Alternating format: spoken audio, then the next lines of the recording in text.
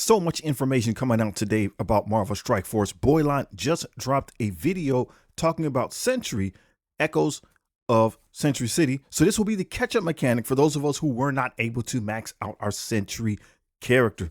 It's going to be great. A lot of good information here.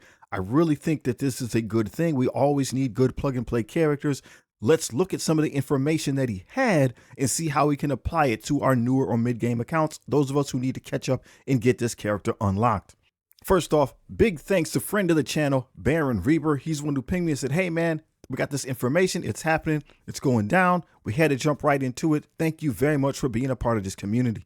Probably the main piece of information we want to focus on is going to be this data mine right here. Again, this is coming from Boilon server. Thank you very much for doing that heavy lifting, brother.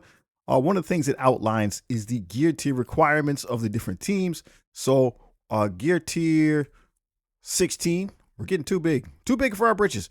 Gear tier 16 and up is what we need to start things off. And then we have the teams and the characters that are necessary to get things done. Silver Surfer Breaker, Retcon, Exalted X-Men, Shadow Conclave, and the Symbiote 6 will be the inputted teams that we can use. And again, that minimum gear tier that we need is 16. Why is this important? For me, I know my baby account, the Echoes of the Abyss event is going on right now, and this is how we would get null, right? This is how we would get null if we don't have him. And we just need that expected score there, right? It's at 1,000. That would be the reward tier that we need. If we can just get 1,000 points in this thing, then we could unlock null and start working our way up. So we expect that something similar will happen when it comes to the Sentry. What I'm curious about is what characters will be in the diamond portion, if that is indeed the pattern that they're going to follow. We don't know about that, but I'm curious to see what characters would indeed be in the diamond portion when we start talking about the Sentry.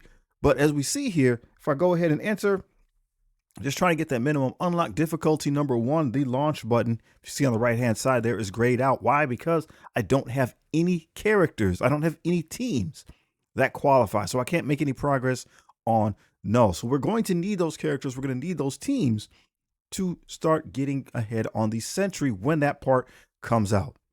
The first character on our list was Silver Surfer Breaker. So again, he's a plug and play character. We'll be able to plug him in, and we got him just barely right at gear tier 16. Now don't build anything. Don't build anything right now. This is a data mine. We don't know what's actually going to happen, how things are actually going to work. And we got other things we got to worry about right now. We got the Symbiote Quicksilver event starting.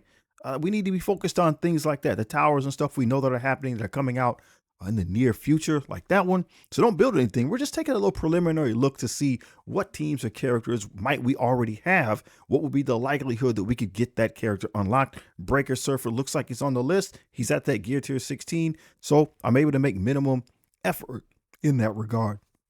Moving on to the Retcon team. Got to hydrate a little bit.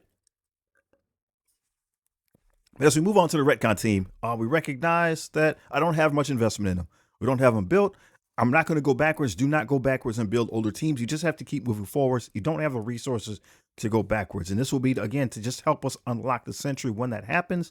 We're not going to put any further investment here, and that's fine.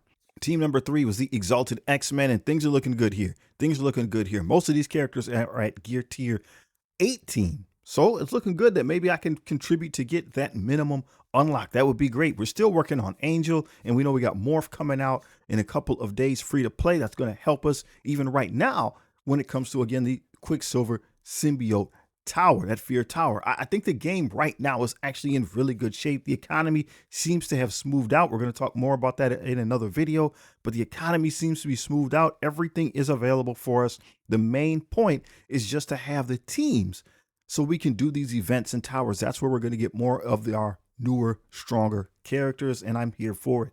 Here we have our Shadow Conclave. All these characters are at gear tier 18, level 95. This is probably the max for my account at the moment. We're not going to push them any farther, but they're in good shape.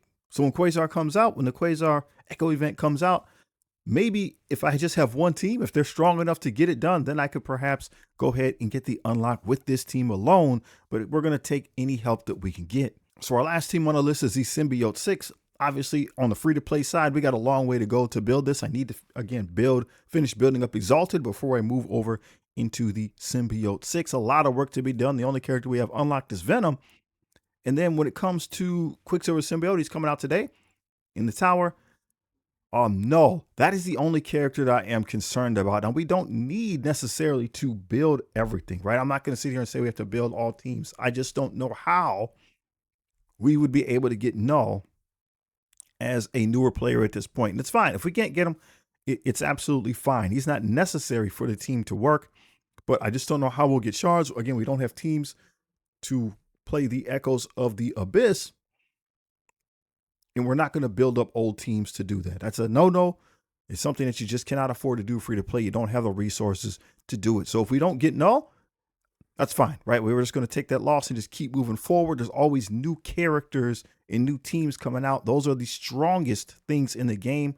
I think it's Valley Fine who said that the best characters in Marvel Strike Force aren't out yet. So that's what we always want to be looking forward to, whatever is new. Try not to build things in the past. It's not going to help you out. But I am super excited about hearing this event. We don't know all the details. There's some good data mines out there. We're going to have to see how it comes to fruition. So how do you feel about this? Plug and play characters are good. We want them. While Sentry is a strong character, he is a Cosmic Crucible character. And as we get into these different towers and events and things like that, sometimes they're calling for specialized areas of the game. So again, in this regard, Cosmic Crucible. So if we get this character unlocked, they will help us with those type of things. Hopefully help us to get a higher star unlock of the things that we are indeed able to obtain. That is my thinking on the matter. I'm excited. Marvel Strike Force is doing big things. This is the game that many of us signed up to play. If you have any questions or comments, please leave them below. We'll try to get back to them.